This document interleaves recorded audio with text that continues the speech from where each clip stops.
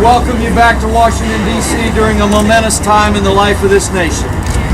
You've come at a time where Congress will decide whether or not we have health care reform that focuses on lowering the cost of health insurance, or whether we have health care reform that's just an excuse to grow government. And you are here to say the American people don't want a government takeover of health care. The President of the United States made his 53rd speech yesterday on health care reform. You know, if he keeps going at this pace, he's going to give one speech for every one of our 57 states. Speaker Nancy Pelosi actually said last week that we need to pass the bill so we can find out what's in it. I say, Mr. President, Madam Speaker, the American people know what's in the bill, we just don't want it. In Washington, D.C. are so desperate to pass this government takeover of health care, they're willing to trample the historic role and rules of the Senate to do it in the form of reconciliation.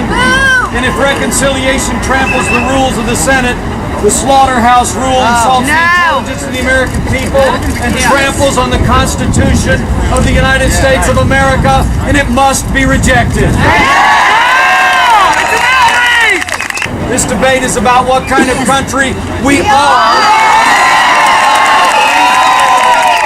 Limited government.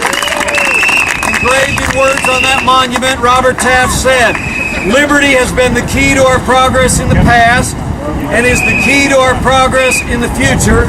If we can preserve liberty in all its essentials, there is no limit to the future of the American people. Let's go from here. Let's scrap the bill. Let's build health care reform that respects the limited government and liberty of the American people." So help us God.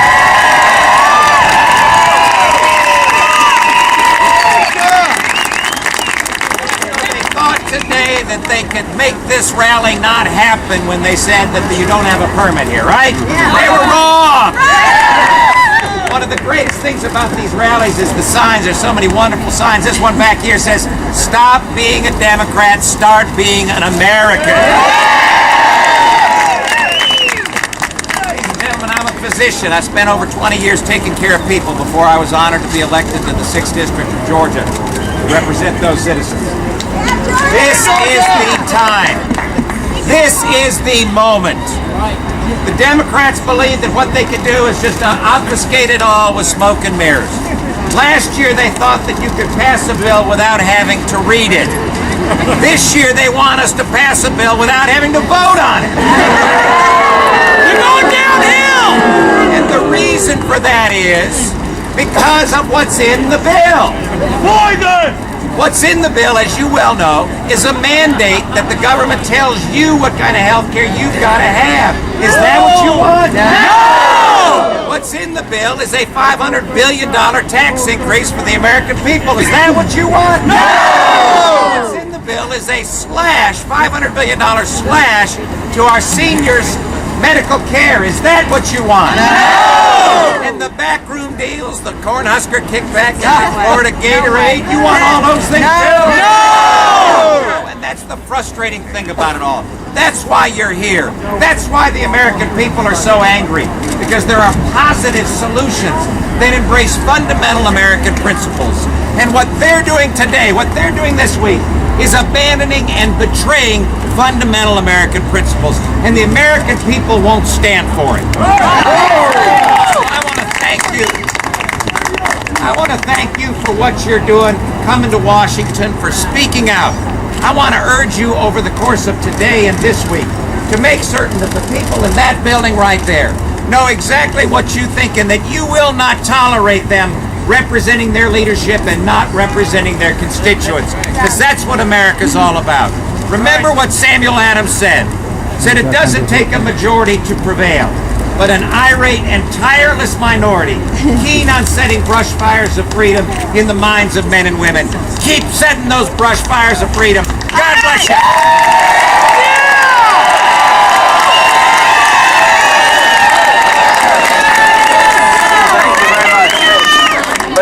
gentlemen, thank you very much, and I'm so honored to be here with you. You have and are making a difference, and you made a difference because the Liberals planned on having the takeover completed in July. They're going to have an extraordinary bill signing in August. It did not happen because the American people spoke up. And so Scott Brown proved that one man or one lady can make a difference, and so please keep it up. This week, it's not too late. As we have people at home, as we have people here, you can make phone calls. Thank goodness for the new media. You can, through Facebook, through Twitter, through YouTube, you can communicate. You can also come by congressional offices, make phone calls, send faxes, send your emails. It's not too late. The American people have and can make a difference, and so thank you for what you've done, and God bless each of you. Thank you. You have been doing this battle since last year, the beginning of August. You filled up town hall meetings all over this country. You filled them up. Hundreds of thousands of Americans showed up. You showed up here in this city on 9/12. You showed up again on April 15th. You did so throughout the summer in August.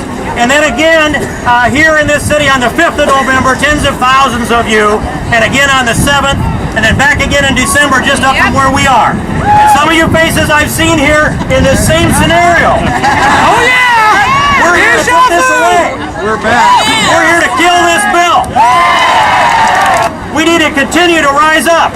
I look back 20 years ago in the square in Prague, in Czechoslovakia, when tens of thousands showed up there and they shook their keys peacefully.